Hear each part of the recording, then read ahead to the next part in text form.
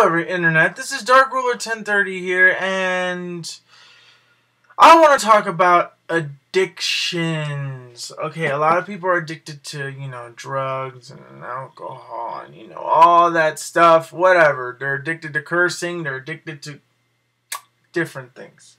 Me, I'm addicted to something that I cut the addiction. I've been clean for, I think about 6 months. I've been clean about 6 months. It was a big addiction, and just a few days ago, 2 days ago, it kind of got back into my life again, but yet it's now away, like I didn't do anything with it. I kind of was going crazy like I used to. However, the addiction that I am talking about is not what you think. It's a Yu-Gi-Oh addiction. Let me kind of explain what that is. Yu-Gi-Oh, in case if you guys don't know what Yu-Gi-Oh is, it's a card game where you have these cards and you play and battle against these people. I recently sold my most high-priced, above-the-top book full of cards, and yesterday I was regretting that very, very much. See, Yu-Gi-Oh was a big part of my teenage years because it made me kind of forget, the whole, me being gay, the whole gay feelings, because my focus was strictly on the game. It was on that game. Every day, it was kind of like I was an OCD with it. Like, I always find new strategies, and then it doesn't work, so I break the whole deck down, and I make it again, something else, and I just get obsessed with it. But yet, I still never win. I never won. Like, I win every now and then. I get lucky every now and then. I played against my friend Johnny, but I never was able to play against anybody else. I was literally buying these cards just to, like, I was making deck ideas, writing them down, and then I just bought the cards that I needed, and then I just always constantly dueled myself. And if the deck wasn't working against the deck that I created myself, then I am not happy. When I duel somebody and I lose, I get very frustrated because of the fact that I saw it coming. I knew what was coming. I knew what my opponent was going to do. But I didn't get the cards that I needed. So I was always unlucky. It was like playing poker, blackjack. Yu-Gi-Oh has been the biggest obsession of my life. And it's literally, I played it since the day it started. It came out in America. When the TV show came out and the first two starter decks, Yu-Gi Kaiba and Legend of Blue Eyes came out, is when I started. I was going through the Pokemon phase, and it was in the second generation around this time. And I said, you know what? The day that I saw Yu-Gi-Oh! And I saw that the cards, I'm like, oh my god, they look so cool. They look just like the TV show. Oh my god, oh my god, oh my god. So I go and I buy these two starter decks. They were 20 bucks each, 40 bucks. Bought both of them, Kaiba, Yugi, and from then on, I got my friend Warren into it, and then as time progressed, all my other friends got into it, then I found other people, and then that's how I was in high school. In high school, me and my friends, we would just group up and we just play, test each other's deck strategies, find out that there's a flaw in the rule system, continue. Ban listings started coming out. The game, people started quitting. They started giving their stuff to me. So I had this huge thing. I kept creating decks. Cards kept getting banned. More people quit. More people came back in when another card came back in. Whatever. And then they had to relearn the game. But I knew the game frontwards, backwards. I knew all the rulings. I knew all the stuff. When I knew stuff before it even came out. I knew all the strategies. I was just absolutely, utterly obsessed with this game.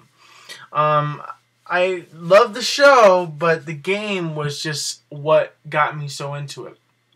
Anyways, when high school ended, nobody was really playing anymore. I couldn't find anybody. I didn't know how to drive, so I couldn't go to like a card shop and play. So, but I just had the urge that I needed to play. I needed to play somebody. I needed to interact I needed to talk to somebody about it. My session came so bad that I was spending practically my whole entire paycheck at work besides paying for the water bill and the cell phone bill. And I'm just buying these cards, like, and I'm spending like $300, $400. I'm only getting like a total of like 17 cards, or, you know, something like that. And I had every single tournament deck. I literally went through the top 10 of the beginning of at the end of last year, September's ban list, whatever, that championship. That is what I copied, the whole entire list. The Light Swarms, the Judgment, the Dragonuities, the Fortune Ladies, you know, whatever. Six Samurai, I was doing I had every single deck. I even had bitchy decks like Gadget decks, Crystal Beast decks, just a lot of decks. I had every single one, and I was just going crazy, and I'm just like, oh my god, crazy, crazy, crazy, crazy. I had cards of all rarities. I had cards of, you know, I always had to keep changing the cards in my books to a certain order. It became a big thing. Then, you know, I got the Mac. I sold those cards, and I got myself a MacBook Pro, which broke. So I felt real stupid because I sold my collection of so many great cards. And the MacBook that I have doesn't even work. I am so upset. I am so upset. Never in my life have I been so upset with my life, because I bought those cards, and I was starting to find people who to play. My nephew, my cousin, and I was building decks, and I was teaching them how to use it, and then they would play me, and it was fun. It was so much fun. It was so fun. And all of a sudden, you know, it just kind of went to a bad place. I just couldn't.